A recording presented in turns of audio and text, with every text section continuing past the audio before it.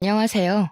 저는 다른 사연자들 연령보단 조금 어린 편일지 모를 22살 여성입니다.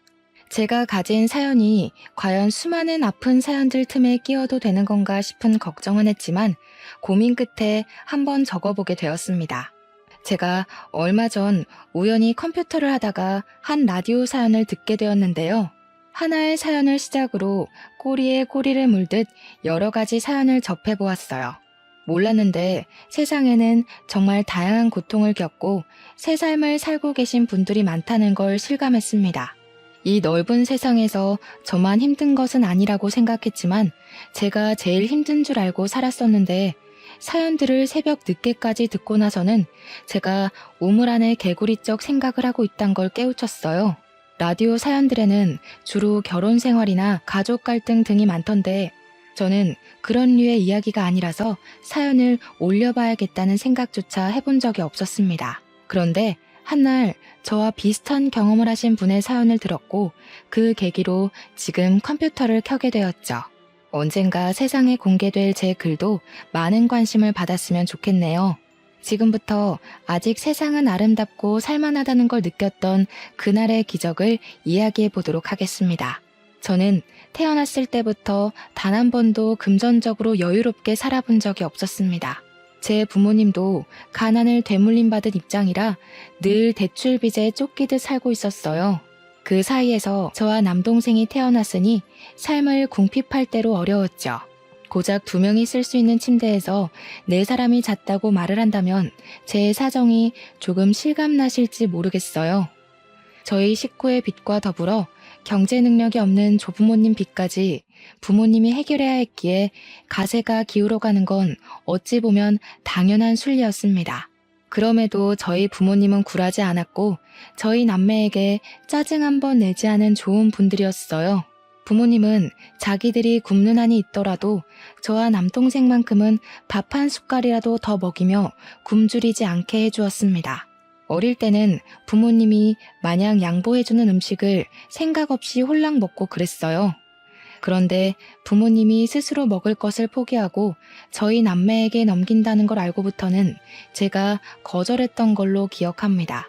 저는 너무 어린 나이부터 우리 집 신세를 항상 눈치를 봤어요. 그때가 아마 초등학교 때쯤이었을 겁니다. 남동생은 당시 유치원 갈 나이도 아니었을 만큼 어렸어요. 많이 먹어봤자 한계가 있었기에 그리 음식값이 부담이 안 되는 양이었습니다. 그렇지만 저는 달랐죠. 뛰어놀 나이인데다가 먹고 클 나이기도 해서 배는 자주 고프고 또 음식은 많이 들어갔어요. 부모님이 제게 밥을 덜어주려고 할 때마다 제가 한사코 거절을 해서 저는 반 공기 정도만 먹고 컸거든요. 솔직히 자다가 배고파서 새벽에 깬 적이 많아요. 그런데도 저는 저보다 양이 클 부모님을 생각해 제가 이것만큼은 조절해야 된다고 생각했죠. 너무 어린 나이였으니까 제가 부모님을 위해 할 수 있는 게 마땅히 없잖아요. 돈을 벌 수 있는 어른도 아니니까 반대로 아끼는 수밖에 없었다는 겁니다. 당시 학교에서 꿈이 뭐냐고 물어보면 다른 아이들은 의사, 선생님, 파일럿 등등 참 다양한 직업군을 이야기했는데 저는 좀 황당한 대답을 늘어놓았습니다. 설문지에다 어른이라고 적는 바람에 상담실에서 선생님과 면담도 가졌었죠. 솔직히 돈 문제만 아니면 저는 당시 우리 가족이 옹기종기 모여서 비좁은 곳에 사는 것이 그리 싫지 않았습니다. 오히려 지금은 추억으로 남았어요. 저희가 잘 못 먹고 잘 못 자고 여름엔 덥고 겨울엔 춥고 그렇게 살았지만 그 자체가 힘든 기억은 아닙니다. 돈 문제를 뺄 수 없기 때문에 그 당시 시절이 가슴 아픈 것이었고 또 부모님 마음이 편치 않았으니 불행했던 시절이라고 말하는 거예요. 힘든 상황에서도 저희 식구는 저희끼리 있을 때면 늘 즐거웠습니다. 하지만 그것마저 제가 한두 살 먹고 나니 부모님이 억지로 저희를 위해 즐거운 척 한다는 걸 눈치챌 수 있었어요. 특히 부모님이 저희 앞에서는 웃으려고 많이 노력하셨거든요. 남동생은 부모님의 웃는 얼굴 뒤에 감춰진 슬픔을 봤는지 모르겠지만 저는 한 번씩 보일 때가 있었습니다. 그럴 때면 제가 더 일부러 분위기 띄우려고 노력도 많이 했었네요. 힘들다고 하더라도 나름 저희만의 방식대로 버텨오고 있었는데 이것 하나만큼은 도무지 제 에너지로는 견딜 수 없는 일이 하나 생겨버렸습니다. 단연코 제 인생에서 가장 큰 고비가 아니었나 싶습니다. 그게 바로 엄마가 건강 악화로 세상을 뜨게 되었을 적이었어요. 엄마가 어디 불편한 건 알고 있었는데 부모님이 숨기다 보니까 솔직히 그것까진 알아채지 못했습니다. 엄마가 암인 걸 몰랐어요. 당시 제가 고등학교를 막 입학했을 때였는데 그때 당시 제 인식의 암이라 함은 생존율이 터무니없이 낮은 병이라고만 알고 있었어요. 암, 그 한 글자가 너무 무서운 단어였다는 겁니다. 그런데 저희 엄마가 암에 걸렸다는 거예요. 제가 알게 된 건 학교 중간에 선생님이 불러서 집에 가보라는 덕에 알게 되었습니다. 병원에선 엄마더러 항암이 소용없는 상태라고 했어요. 부모님은 이미 예감했다는 듯 별 반응이 없었고 저만 그 엄마 아빠를 붙잡고 뭐든 다 해봐야 되는 거 아니냐고 소리쳤습니다. 하지만 소용없다는 의사의 말이 맞다는 걸 증명이라도 하듯 엄마의 증세는 굉장히 빠르게 진행되었어요. 하루하루 컨디션이 하락하다가 병원에 입원한 지 일주일 만에 세상을 떴습니다. 저희는 아무것도 해보지 못하고 그렇게 죽어가는 엄마를 지켜보기만 하다가 보내줘야 했어요. 마지막 인사를 나누기엔 정말 짧은 시간이었습니다. 엄마와 함께 온 세월이 무려 18년이었는데 헤어지는 건 일주일도 안 되었어요. 받아들이기 어려웠습니다. 엄마 발인식에서 제가 엄마를 잡고 놓아주지 않는 덕에 시간이 좀 지체되었던 걸로 기억합니다. 엄마의 죽음으로 인해 무너진 사람은 저뿐만이 아니었습니다. 항상 굳건하던 아빠가 그날로 완전히 무너져 버렸어요. 엄마 장례식이 끝난 뒤 혼자 방구석에서 엄마 영정사진을 들고 눈물 흘리던 아빠를 보았습니다. 제게는 항상 눕기만 했던 아빠의 존재가 그날따라 한없이 작고 여려 보였어요. 슈퍼맨 같기만 하던 아빠도 저와 똑같은 사람이라는 게 느껴지자 우리 부모님은 굳세였던 것이 아니라 이악 물고 참았고 버텼던 것이구나 라는 걸 깨달았습니다. 저는 한 단계 더 철이 들어버렸고 가족에게 배려하는 걸 넘어서 가족의 위치를 나누지 않는 사람이 되었어요. 부모님도 저와 같이 힘들 때 쉬고 싶고 슬플 때 울고 싶고 배고플 때 먹고 싶은 존재라는 걸 잊지 않고 기억했습니다. 저희 가정에선 두 기둥 중 하나의 기둥이 무너졌지만 세상은 저희가 마음을 추스를 때까지 기다려주지 않더라고요. 너무 힘들어도 아직 저희 남매에겐 남은 교육의 의무가 있잖아요. 학교를 가야만 했습니다. 저보다 더 어린 나이에 엄마를 잃은 남동생도 걱정이지만 문제는 아빠였어요. 아빠가 엄마를 잃은 후로는 삶의 희망을 놓다시피 하여 술로 세월을 보냈습니다. 엄마가 돌아가신 지 1년이 넘었을 때도 아빠는 엄마를 잊지 못해 영정사진 앞에서 술을 마셨어요. 그렇다고 아빠가 일도 안 하고 저희를 내버려 둔 건 아니었습니다.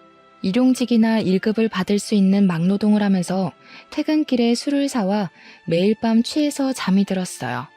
아빠 건강이 걱정돼서 한날은 술 그만 마시면 안 되겠냐고 조심스레 물어보았습니다. 아빠, 이러면 우리 불안해. 우리더러 아빠까지 없으면 어떻게 살라고. 아빠 힘든 거 알지만 우리 생각해서 술 조금만 줄이면 안 될까? 미안해 딸. 우리 장녀 아빠가 좀 못났지? 엄마가 너무 보고 싶어서 술 없이 멀쩡한 정신으로 버티기가 힘드네. 아빠가 빨리 정신 차려야 되는데 미안해. 아빠 말로는 우리를 위해서라도 정신을 바로잡아야 하는데 마냥 두 다리 뻗고 자는 건 아직 안 되겠대요. 그나마 술을 마시면 기절하듯 쓰러질 수 있어서 먹는 거라고 했습니다. 그날 이후로 저는 더 이상 아빠에게 금주하라고 말 못했어요. 아빠의 고통이 제가 가는 못할 정도라는 게 느껴져서 못 말리겠더라고요. 그렇게 아빠는 종종 술이 취하면 한참 신세를 한탄하다가 잠이 들곤 했습니다. 저는 아빠에게 술 그만 먹으라는 대신 술동무가 되어주었어요. 같이 마셨다는 게 아니라 사이다를 가져와 아빠랑 이런저런 얘기를 하면서 회포 풀듯 놀았습니다. 아빠를 위로해주고 싶었어요. 저도 엄마가 너무 보고 싶은데 아빠는 저희 중에 엄마랑 가장 오래 함께한 사람이잖아요. 그래서 아빠가 하는 한탄을 들어주며 최대한 아빠 말에 동감하다가 엄마랑 연애 때 추억도 들려주라고 조르고 그랬어요. 저는 그저 아빠를 위로하고자 매일 학교 시간마다 사이다를 사들고 갔던 건데 놀랍게도 아빠가 위로를 제대로 받았나 봐요. 저희에게 술을 끊겠다고 선언을 하더라고요. 저희 남매 앞에선 다시 굳건했던 아빠의 모습으로 약속을 하더니 나중에 제게 따로 찾아와서는 손을 잡아주었습니다. 엄마가 딸 하나 잘 키워놨네. 철부지 아빠 신경 쓴다고 고생 많았다 우리 딸. 아빠가 우리 장녀한테 위로 많이 받았어. 어디서 이런 귀한 자식을 내 딸로 주셨을까? 고맙다. 아빠 이제 정신 똑바로 차리고 너희들만 보고 살게. 신기하게도 아빠가 다시 제 눈에 슈퍼맨으로 보이기 시작하자 저는 그동안 참아왔던 눈물이 터졌습니다. 의지할 사람이 생기니 자동적으로 마음을 놓게 되었던 것 같아요. 나름 장녀라고 듬직한 척했으나 사실 저도 한낱 고등학생이자 미성년자였단 말이죠. 아빠까지 잘못되면 저랑 동생이 홀로 남는데 얼마나 무섭고 불안했다고요. 아직은 제가 부모 보호 아래 있어야 할 존재라는 것이 이렇게 아빠 품에서 울면서 증명이 된 셈이었네요. 저희 식구는 예전 엄마가 있을 때처럼 없지만 밝았던 분위기로 다시 되돌아가고 있었습니다. 아빠도 일주일 내내 마시던 술을 주에 3회 정도로 줄였고 남동생은 공부를 잘해서 얼마 전 반에서 3등까지 했어요. 저는 집에 남자만 둘이다 보니까 엄마의 자리를 대신 흉내내고자 노력했습니다. 냉장고에 든 것은 없지만 엄마가 살아계실 때 아빠가 용돈을 준 적이 있었는데요. 그걸 한 번도 쓰지 않고 모아뒀었어요. 사실 그걸로 엄마가 위급해졌을 때 살리면 안 되겠냐고 했더니 제 마음은 갸륵하지만 제가 돈으로는 엄마를 살릴 수가 없다고 하더라고요. 아마 그 돈이 100만 원 남짓 했을 겁니다. 저는 엄마에게 보탬이 되지 못했던 그 돈으로 정말 소량의 재료만 사서 반찬과 밥을 만들어냈습니다. 계란이 좀 비싼 재료에 속했지만 그것만큼은 매번 꼭 샀어요. 한 사람 앞에 계란 한 개씩이면 생각보다 맛있게 식사를 즐길 수 있거든요. 저희가 주로 나물 반찬으로 비빔밥을 먹었으니까 계란은 비빔밥의 질을 높여주기에 탁월한 재료잖아요. 저희에겐 그것이 웬만한 전주 비빔밥 못지않게 맛있는 식사였습니다. 제가 20살이 되던 해 한시라도 빨리 어른이 되고 싶었던 저는 당연히 대학에는 관심 없었고 바로 돈벌이할 직장을 알아봤습니다. 20살까지 기다리는 게 솔직히 너무 힘들었어요. 어른까지 가는 길을 매일 달력에 체크하며 살아서 그런지 엄청 멀게 느껴지더라고요. 19살을 마지막으로 앞다퉜을 때는 눈 뜨면 다가올 다음날 때문에 설레서 잠도 못 잤습니다. 돈 벌 생각이 저희 없던 기운까지 모두 솟아나게 했거든요. 참, 그날 밤 억지로 잠을 자려고 하던 시간에 잠깐 화장실 간다고 나갔던 아빠의 목소리가 살짝 들리더라고요. 일어나서 창문을 살짝 열어봤는데 아빠가 동그란 달을 올려다보고 있었습니다. 양손을 꼭 모은 채로요. 순양아, 우리 자랑스런 장녀가 이제 20살이야. 우리가 애들만큼은 부족함 없이 키우자고 그렇게 약속했는데 내가 능력이 이 정도밖에 안 돼서 우리 첫째한테 대학을 하나 못 보내줘. 참 찌질한 아빠 같지 않아? 우리 애들 마땅히 사랑받고 자라야 하는데 하필 내 자식들로 오는 바람에 고생만 하고 있으니 내가 참 부끄럽다. 아빠는 엄마에게 기도를 하고 있었습니다. 매일 제 이름을 따서 봄이 엄마라고만 부르던 아빠가 엄마 이름을 부르는 건 처음 봤어요. 문득 아빠가 엄마를 쫓아다녀서 연애하게 되었다던 말이 떠올랐습니다. 그 순간 엄마 이름을 부르는 아빠 목소리가 한 가정의 아빠라기보단 한 여자의 남자 같은 분위기였거든요. 제가 이미 대학은 관심 없다고 말해줬기 때문에 아빠가 제 대학에 아직도 신경을 쓰고 있는 줄 몰랐는데 그날 보고서는 좀 놀랐습니다. 그래서 더 열심히 살아야겠다고 생각했어요. 제가 대학을 가지 않았어도 만족스러운 삶을 살고 있다는 걸로 증명해 보이고 싶었습니다. 제가 일을 하기 시작하니 아빠 혼자 생활비를 담당할 때보단 제법 살림이 괜찮아졌습니다. 그럼에도 저는 밤낮으로 아르바이트를 했는데 틈틈이 구직공고 홈페이지를 방문해서 길게 자리 잡을 만한 곳을 알아봤어요. 마침 계약직으로 호텔 안내데스크에 사람을 뽑는다길래 지원을 했더니 바로 뽑혔지 뭡니까. 당연히 대학을 나온 친구들이 뽑힐 확률이 높았는데 제가 그 계약직에 뽑힐 수 있었던 건 다름 아닌 외국어 실력 때문이었습니다. 중학교 때 선생님이 제가 영어에서만 유독 성적이 잘 나오는 걸 보고 영어 공부 열심히 하면 나중에 취직해서도 돈을 더 많이 받을 수 있다고 말해주시더라고요. 선생님의 말에 저는 영어만, 그것도 회화만 주구장창 공부했습니다. 그래도 재능이 조금 있던 덕분이었는지 외국어 회화 자격증이 쌓여갔고 그게 또 재밌어서 고등학교 때 중국어 수업까지 열심히 들어 딱 2개의 자격증을 만들었어요. 다른 학생들에 비해 스펙이 보잘것없었지만 면접에서 증명된 제 회화 실력은 고졸이었던 저를 취업에 덜컥 합격시켜줬습니다. 호텔 데스크다 보니까 꼭 주말에만 쉬는 것이 아니었어요. 주말이야말로 호텔은 피크이기 때문에 저는 평일에 교대 근무자와 번갈아 가며 쉬어야 했습니다. 그래도 쉬는 날이 무려 일주일에 2번이었어요. 누구에겐 당연한 조건이겠지만 아무도 없는 제겐 그 정도의 복지면 충분하다고 봤습니다. 그렇게 일을 하고 한 달째의 월급을 받았을 때 저는 너무 삭막하게만 살았던 우리 식구를 위해서 당일 여행을 계획했어요. 아빠는 여전히 일용직을 돌아다니고 있었기에 언제든지 쉴 수 있었고 마침 남동생도 방학이라서 시간 맞추기는 쉬웠죠. 가족끼리 식사를 할 때 제가 슬쩍 얘기를 했더니 아빠가 우리 형편에 무슨 여행이냐고 신경 안 써줘도 된다고 하더라고요. 계속 힘내서 일하려면 나도 동기가 필요해. 나한텐 그 동기가 우리 가족이야. 가족이 즐거운 걸 보면 일할 힘이 난단 말이야. 한 번도 놀러 가본 적 없잖아. 엄마 있을 때 못 가본 게 좀 아쉽지만 더 후회하기 싫어서 그래. 네가 무슨 돈이 있다고. 이제 20살 됐으면 사고 싶은 것도 많고 친구들이랑 놀고 싶기도 할 텐데 그걸 왜 우리한테 쓰려고 그래. 너 지금까지만 해도 충분히 우리 가족 위해서 마음 썼어. 그러니까 괜찮아. 내 돈이니까 내가 쓰고 싶은데 쓸래. 나는 가족여행 가고 싶어. 아빠 말대로 내 돈 내가 알아서 하려는 거니까 협조해 줄 거지? 영 마음 쓰이면 이렇게 생각해. 내가 즐겁자고 가는 여행이라는 거. 제 고집을 결국 이기지 못한 아빠는 곧 자기가 아빠로서 먼저 우리들을 돌봤어야 하는데 항상 미안하다고 고개를 숙였습니다.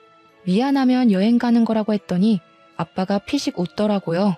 그렇게 고집을 부려 가기로 한 여행 당일, 저와 남동생은 난생 처음으로 들뜨는 기분을 느꼈습니다. 특히 남동생이 가장 많이 신이 났는데요. 제가 자전거 호수공원을 목적지로 정해서 그런 거일 겁니다. 누나, 가면 자전거도 탈 수 있는 거 맞지? 혹시 보호대도 같이 빌려주려나?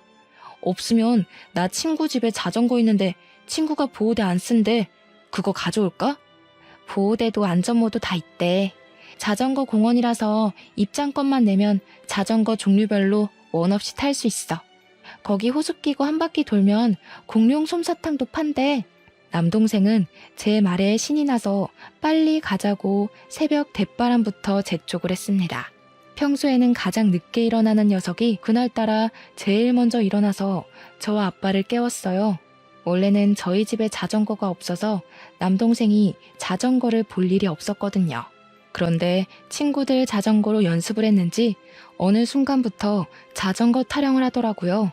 그걸 기억하고 있어서 저는 놀러갈 장소로 자전거 공원을 찾았던 겁니다. 저희는 그렇게 택시를 타고서 호수 입구까지 갔어요.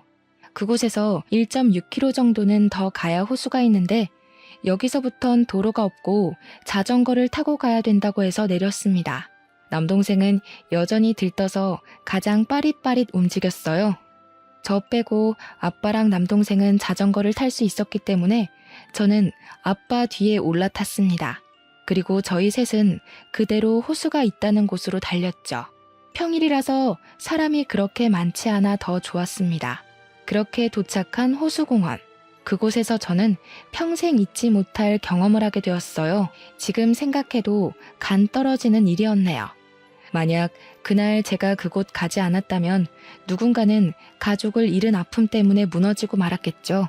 저희가 엄마를 잃고 한동안 정신을 차리지 못했던 것처럼요. 저는 호수 구경을 위해서 사진 찍고 놀았고 아빠랑 남동생은 자전거로 달리기 시합을 하면서 놀고 있던 때였습니다. 호수를 보고 있는 관광객 중엔 저랑 어떤 노란색 외투를 걸치고 있는 할머니밖에 없었어요. 좀 전까지도 몇몇 사람들 있었는데 그새 다른 곳으로 가버렸나 보더라고요. 그때까지만 해도 호수공원은 산새 지저귀는 소리가 울리며 평화로운 분위기를 내었습니다. 그러다 제가 찍었던 사진을 확인한다고 잠깐 몸을 돌린 사이 뒤에서 풍덩 하는 소리가 들린 겁니다. 누가 들어도 물에 빠지는 소리여서 다시 뒤를 돌아봤는데 좀 전까지만 해도 분명 있었던 할머니가 사라져버린 게 아니겠습니까? 그리고 할머니가 있던 곳엔 호숫물이 일렁이고 있었습니다. 놀란 저는 들고 있던 휴대폰을 내팽겨치고 그쪽으로 달려갔어요. 허우적거리고 있는 할머니에게 손을 뻗어 잡아당겼습니다. 제가 가까이 있었고 빨리 발견했기 때문에 할머니를 붙잡을 수 있었어요. 조금만 늦었다면 할머니가 손에서 멀어졌거나 가라앉고 말았을 겁니다. 그 몇 초의 간격 때문에 생사가 오갈 뻔했다는 사실은 여전히 제 심장을 빨리 뛰게 합니다. 할머니는 제가 건져 올리느라 씨름하는 사이 정신을 잃으셨어요. 사람이 물에 젖으면 그렇게나 무거워지는지 몰랐습니다. 상상 외로 무게가 엄청나더라고요. 아마 젖은 데다가 기절까지 했기 때문에 그 하중이 말도 못하게 강했습니다. 그래서 저 혼자 할머니를 건진다는 건 정말 힘든 일이었다는 거죠. 아빠랑 남동생은 그새 멀리 갔는지 보이지도 않았습니다. 저는 정말 이악 물고 할머니를 끌어올렸어요. 노력했지만 좀 오래 걸렸습니다. 할머니, 정신 차려보세요. 어떡해. 저기요, 여기 사람이 다쳤어요. 할머니, 일어나 보세요. 제발 정신 차리세요. 할머니는 그새 물을 많이 먹었는지 깨어날 기미가 안 보였습니다. 제가 너무 오래 시간을 끄는 바람에 저 때문에 잘못된 것 같아 무섭기까지 했어요. 그렇다고 가만히 있지 않았습니다. 학교 보건 시간에 배웠던 CPR을 실시하면서 인공호흡으로 할머니가 깰 때까지 반복했어요. 끝내 눈을 뜬 할머니는 물을 토하면서 금세 바들바들 떨기 시작했습니다. 저는 안심하기도 잠시 제가 입고 있던 가디건을 허겁지겁 벗어 할머니를 덮어드렸습니다. 그리고 주머니에 없던 휴대폰을 찾아봤어요. 바닥에 떨어져 있는 휴대폰을 주워와서 빨리 할머니 곁으로 돌아왔죠. 119에 전화를 했고 얼마 뒤 구급차가 왔는데 그 사이 아빠랑 남동생도 돌아오는 덕에 우리 셋은 할머니와 함께 119를 타고 병원으로 갔습니다. 그날 여행 솔직히 한 2시간 정도밖에 못 놀았을 거예요. 원래는 호수공원 안으로 더 들어가면 있는 식당에서 근사한 식사까지 하려던 게 계획이었는데 깔끔히 포기하고 병원행을 선택한 겁니다. 가족이 같이 있던 것도 아닌 것 같았는데 할머니만 혼자 보낼 수 없겠더라고요. 아빠도 남동생도 흔쾌히 제 의사를 따라주었습니다. 병원에 도착해서 알았는데 할머니는 알츠하이머 병을 앓고 계셨다고 합니다. 실종 신고가 들어와 있던 할머니라고 했고 병원에서 가족들을 불렀으니 걱정 말라고 고생하셨다고 하면서 그만 우리더러 집에 가도 좋다고 했습니다. 할머니는 이제 무사하다고 했어요. 저는 옷을 갈아입고 병원 침대에 누워있는 할머니에게 가서 마지막 인사를 나눴습니다. 생전 처음 사람을 구해봤다 보니까 그래도 인사는 하고 떠나고 싶더라고요. 할머니, 어디 가시면 안 되고 여기 선생님들 말씀 잘 듣고 있다가 꼭 가족 만나셔야 돼요. 알겠죠? 가족 옆에 붙어 있어야지 안전한 거예요. 가족들 지금 많이 걱정하시겠다. 좀 있으면 가족들 온대요. 저는 이만 갈게요. 알츠하이머 때문에 사람 말을 잘 인지를 못하는 건지 할머니는 제 말을 듣는 둥 마는 둥 반응했습니다.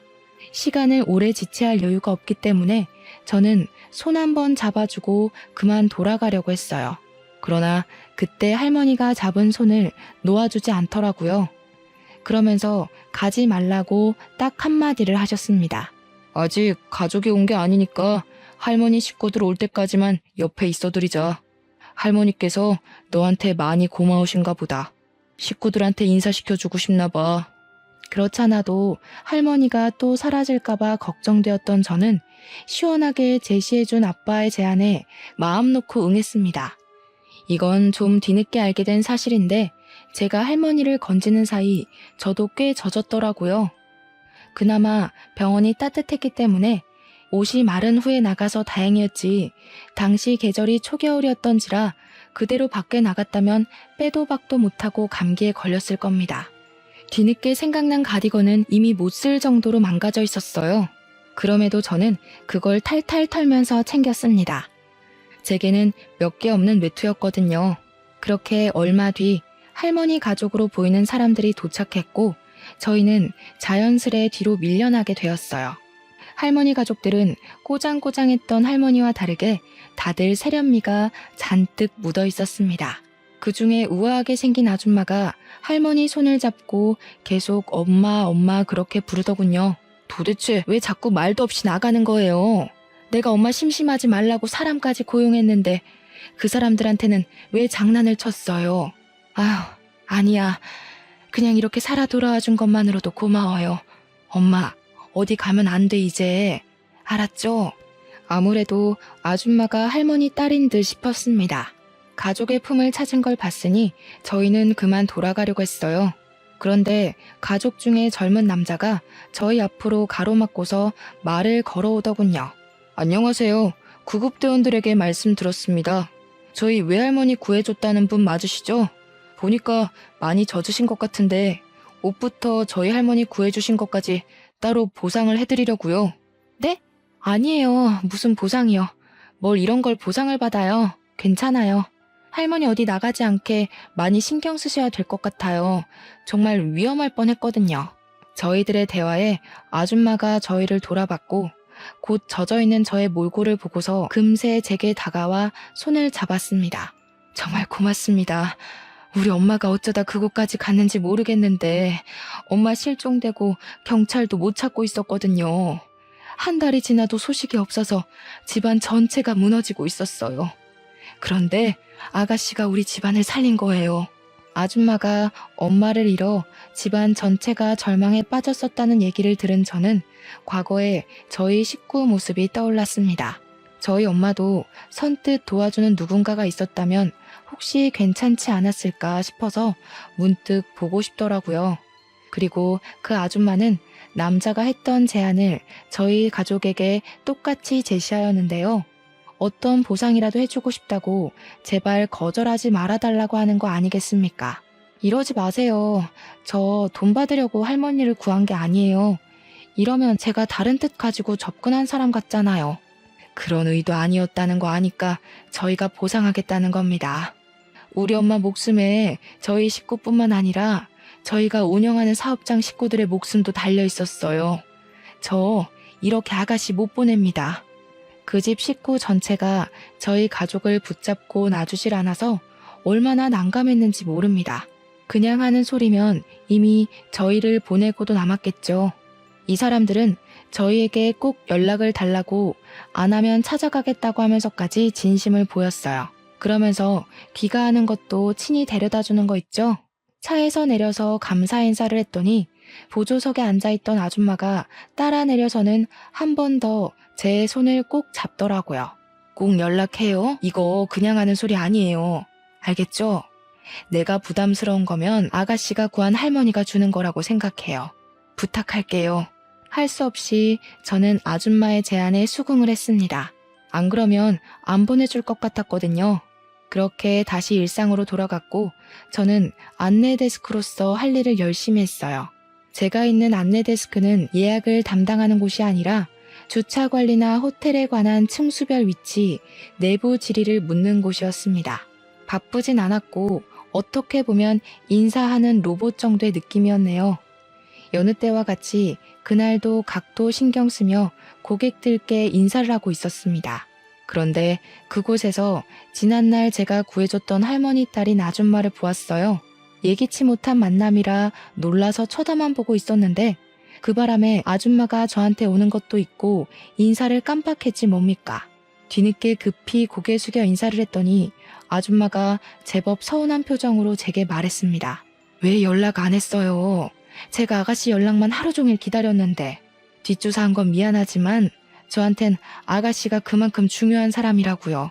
부담스럽다는 거 알아요. 하지만 지금은 저희 엄마가 아가씨를 찾아서 이렇게 결례를 무릅쓰고 뒷조사를 해버렸어요. 웬 중년 남자를 달고 찾아온 아줌마는 제게 장황한 설명을 늘어놓으면서 서운함을 비췄습니다. 할머니가 저를 찾는다는 건 솔직히 좀 놀라운 소식이었어요. 저를 잠깐 봤을 텐데 알츠하이머임에도 당시의 일이 충격이었던지라 저를 기억하고 계신가 봐요. 할머니를 만나고 싶은 건 솔깃한 말씀이었지만 여전히 다른 건 부담스러워서 저는 또다시 거절 의사를 내비쳤습니다. 죄송해요. 저희 정말 괜찮아요. 할머니께서 몸 건강히 잘 계신다니 다행이에요. 직접 찾아뵙는 건 조금 어려울 것 같아요.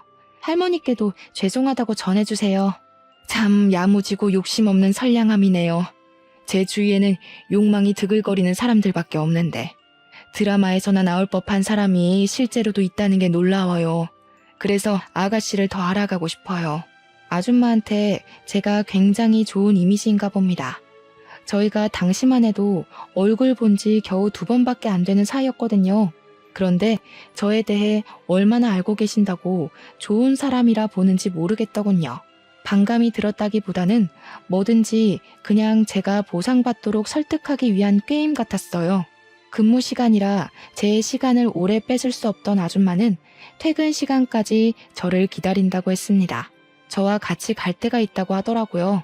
어쩔 수 없이 퇴근하고 아줌마를 따르게 된 저는 아줌마 자차를 타고 목적지 모르는 곳으로 이동을 했습니다. 처음 보는 곳으로 도착하더니 내리라고 하길래 머릿속은 의문투성이었지만 일단은 내렸어요. 웬 아파트로 들어가는 아줌마에게 어디 가는 거냐고 슬쩍 물어봤으나 그저 우리 가족이 있는 곳에 가는 거라고 두루뭉술하게만 대답해 주시더군요. 그렇게 아줌마의 안내로 들어가게 된 호실 안에서 저는 아빠와 남동생을 발견했습니다. 집 내부는 셋이서 방을 나눠 쓰기에 적당했고 이전 우리 집과 비교도 안 될 만큼 크고 좋은 집이었어요.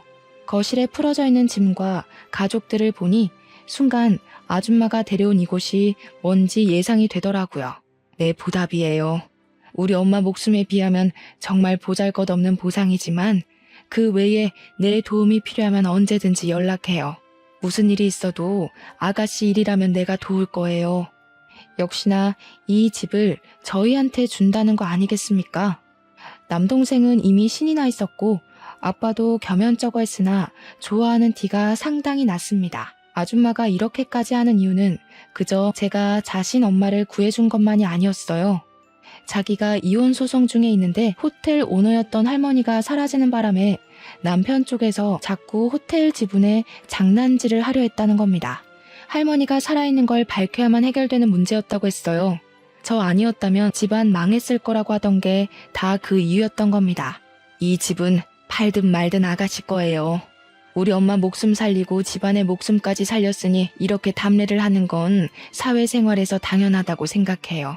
아가씨 딱 보니까 주기만 하지 받는 건 잘 못하는 사람인 것 같은데 인생 잘 살아가려면 받는 법 좀 연습해야겠어요. 아줌마는 혹시라도 제가 또 거절을 할까봐 옆에서 계속 설득을 했습니다. 물론 집을 받는다는 게 부담스럽긴 했지만 거절할 생각은 없었어요. 저 혼자였다면 몰라 남동생이랑 아빠가 고생해온 걸 생각하면 이걸 거절할 수가 없겠더라고요. 또다시 그 가난의 구렁텅이에 식구들을 데려다 놓는 건 안 될 일이잖아요. 무엇이 가족을 위하는 길인지 저는 똑똑하게 미래를 바라보기로 했습니다. 고맙습니다. 뭐라고 감사의 말씀을 드려야 할지 모르겠네요. 제가 좋은 일에서 받는 선물이라고 생각할게요. 말씀하신 것처럼 할머니가 주는 선물이요. 드디어 고집을 꺾었네요. 나야말로 받아줘서 고마워요. 참, 안내원 계약직으로 있는 것 같던데. 아가씨 이력서 보니까 외국어 실력이 좋더라고요. 내일부터 인포에 들어가 볼래요? 네? 거기는 정직원만 갈 수 있는 걸로 아는데요. 저는 아직 계약직 일한 지 1년도 안 됐어요. 배울 것도 많고 지금도 충분히 만족하고 있어요. 그런데 왜 그런 걸 아줌마가 물어보세요? 내가 거기 주인이니까요. 주인으로서 비전 있는 직원한테 정직원 달아주겠다는 거예요. 오너 눈으로 보기엔 아가씨 나이에 그 실력이면 깡패나 다름없어요. 깡패? 제가 놀라서 저도 모르게 읊조렸더니 아줌마가 남자처럼 호탕하게 웃는 게 아니겠습니까? 당최 이게 무슨 일인 건지. 아줌마가 돌아가고 나서 저는 아빠한테 좀 더 자세히 얘기를 들을 수 있었어요. 네가 어떻게 생각할지 모르겠는데 거기서 대출을 절반이나 갚아주더구나. 내가 됐다고 했는데도 그 사람들 고집 알잖니? 겨우 합의 본 게 절반이야. 아줌마가 끝까지 고집해서 저의 여건을 조금이라도 편하게 만들어주고 싶다고 했다는군요. 게다가 죄송해하는 아빠한테 엄마가 정말 냉철하게 조언까지 했다고 했는데요. 자녀들이 얼마든지 새 출발할 수 있는 나이인데 가난에 가로막혀 아무것도 펼쳐보지 못하는 삶이야말로 아빠 된 입장에서 속상하지 않겠냐고 그랬다는 거 아니겠어요. 지금 생각해도 당시 아줌마 언변은 정말 청산유수였습니다. 괜히 사업장 오너가 아니었어요. 그래서 아빠는 결국 절반으로 합의를 봤다고 합니다. 빚이 절반만 날라가도 저희 입장에선 엄청 숨통이 트이는 거였어요. 게다가 제가 정직원이 되었으니 보너스며 복지 혜택이며 월급 인상까지 모조리 받을 수 있게 된 겁니다. 속물처럼 얘기해보자면 완전 돈벼락 맞은 게 아닙니까? 물에 빠진 할머니를 구조했을 뿐인데 이렇게 어마어마한 선물을 받게 될 줄은 꿈에도 몰랐어요. 하늘에 계신 엄마도 저희와 함께 이 행복을 누렸다면 참 좋았을 것을. 마음 한켠의 씁쓸함은 어쩔 수 없었습니다. 엄마를 생각해서라도 지금 얻은 것을 절대 자만하지 말고 늘 하던 것처럼 최선을 다해 살아야겠다고 생각해요. 청취자분들이 보기엔 어떠신가요? 이거 복권 1등 당첨보다 훨씬 좋은 기쁨 아닌가요? 아, 그리고 이건 근래에 있었던 일인데요. 아줌마 아들이 한 번 저를 찾아왔었습니다. 할머니 얘기를 하면서 저더러 밥 한 끼 할 수 있냐고 묻더라고요. 그 기적 같은 일이 있었던 게 무려 3년 전인데 아직까지 제게 보상 얘기를 꺼내려는 건가 싶어 그러지 말라고 했거든요. 그런데 그게 아니라 그분이 저한테 관심을 표출하는 거였습니다. 자기 배경 때문에 주위에는 돈 보고 접근하는 여자들밖에 없어서 한동안 연애에 실증이 났다고 하소연을 했어요. 그러면서 3년 전 저를 만나고 제가 어떤 사람인지 알고 나서는 자기에게 접근하는 여자들이 더더욱 속물처럼 보였다고 하네요. 더 빨리 얘기하지 못하고 3년이나 시간을 끌었던 이유는 자기 나이가 33살이기 때문이었다고 합니다. 저와 무려 10살 차이가 났기 때문에 저한테 미안해서 감히 말할 엄두를 못 내고 있었대요. 하지만 이러다 제가 다른 남자에게 가버리면 너무 후회가 될 것 같아서 마음만 얘기하는 거라고 하더군요. 부담 갖지 말라고 하는데 저는 이미 부담이었습니다. 남자가 싫어서가 아니라 제 수준에 너무 과분한 사람이잖아요. 그래서 저도 생각할 시간이 필요하다고 당장의 대답은 피했었는데 어쩌다 보니 지금은 남자친구가 되어버렸지 뭡니까. 만남을 이어온 지는 5개월 정도 되었는데 제가 연애를 한 번도 안 해봤다고 하니까 남자친구가 당황하면서 더 죄인처럼 제게 헌신하고 있어요. 절대 괜한 선택이 아니라는 걸 꼭 보여주겠대요. 그리고 결혼을 한 것도 아닌데 남자친구와 가끔씩 할머니도 만나러 가고 있습니다. 아빠가 인사시켜달라고 해서 집에서 같이 저녁도 먹었고요. 아줌마가 쿨한 성격이긴 해도 자기 자식 연애에는 잣대가 높을까봐 살짝 걱정되었는데 다행히도 아줌마가 제일 축하해줬습니다. 아줌마도 나이 차이 때문에 감히 제게 자기 아들 만나보라고 얘기를 못했었대요. 이건 또 무슨 운명이란 말입니까? 이런 것 보면 정말 사람 이름 모른다는 말이 맞나 봐요. 앞으로 살아갈 날이 살아온 날보다 훨씬 많이 남았기에 인생이 또 언제 하락세를 보일지 모르잖아요. 그래서 더 주어진 것에 허세를 갖지 않고 감사하며 살도록 주의할 겁니다. 지금 저는 무척 행복합니다. 대출 빚도 무난하게 갚아가는 중이고 넉넉해진 살림에 생각지도 못한 남자친구까지 생겼으니까요. 이 모든 것이 다 제게 과분한 복인 걸 알지만 뭐든 그냥 이루어지진 않았다고 생각해요. 가난에 굴하지 않고 열심히 살아온 대가가 조금 빨리 찾아온 게 아닌가 싶습니다. 이대로 20대를 잘 마무리 짓고 30대, 40대로 갈수록 더 단단한 제가 될 수 있게 노력할 거예요. 많은 사연에서 저처럼 인생 역전을 한 사연의 글도 덜어보긴 했는데 그분들 사연을 읽으면서 완전 드라마 주인공 같다는 생각을 했거든요. 저도 나름대로 그런 삶의 주인공 같아서 사연 한번 올려보고 싶었습니다. 그리고 혹시 고난의 기로에 서 계신 분이 있다면 알려드리고 싶기도 했어요. 세상에 제3 같은 기적도 있으니 어려움에 굴하지 마시라고 말입니다. 쓰다 보니 벌써 끝이 되었네요. 당시의 사건들을 단 몇 시간 만에 담아낼 수 있을까 걱정했는데 그래도 잘 추려서 마무리한 것 같아 뿌듯합니다. 인사말에도 말씀드렸다시피 아직 세상은 살만한 것 같아요. 죽을 만큼 힘들었는데 지금은 과거의 고난이 생각나지 않을 만큼 행복하니까요. 청취자분들 모두에게도 복권 1등 같은 일이 생기길 바랍니다. 들어주셔서 감사합니다.